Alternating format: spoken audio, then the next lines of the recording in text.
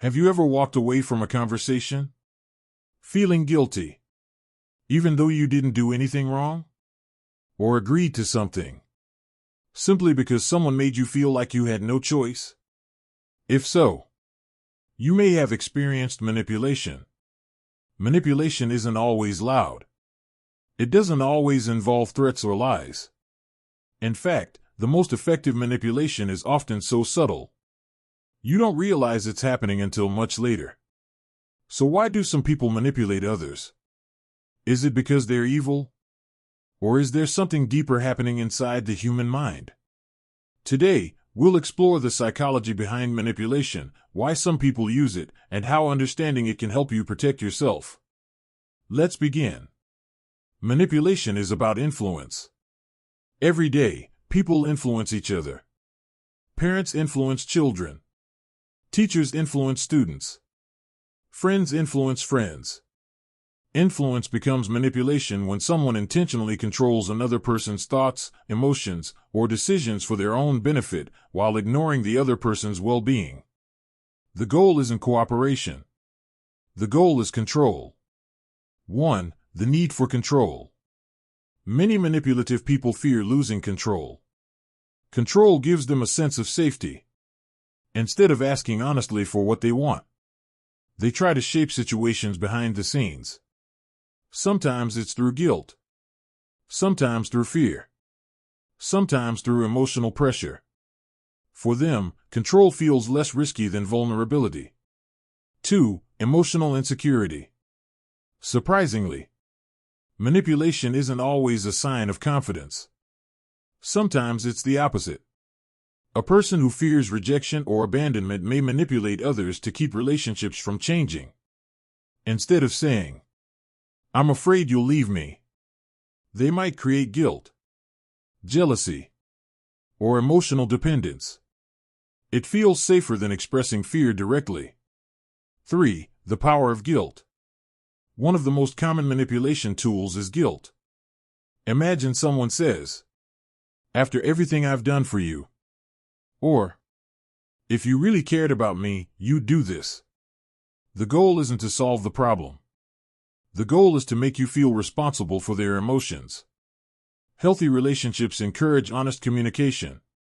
Manipulative relationships often rely on emotional pressure. 4. Gaslighting. Another form of manipulation is called gaslighting. This happens when someone repeatedly makes another person question their own memory, feelings, or reality. They may say, "That never happened.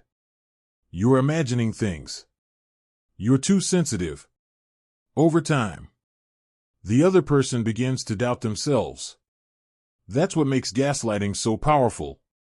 It slowly weakens confidence from the inside. 5. Why manipulation sometimes works. Manipulation succeeds because humans naturally want connection. We want approval. We want harmony. We don't like conflict. Manipulative people often understand this. They know that many people would rather stay quiet than risk disappointing someone else. Protecting yourself. The best defense against manipulation isn't becoming suspicious of everyone. It's becoming aware of your own emotions. When you suddenly feel guilty, pressured, or responsible for solving someone else's feelings, pause. Ask yourself, am I making this choice because I truly want to, or because I feel emotionally trapped? That simple question can change everything. A common myth. People often believe manipulation only happens in romantic relationships.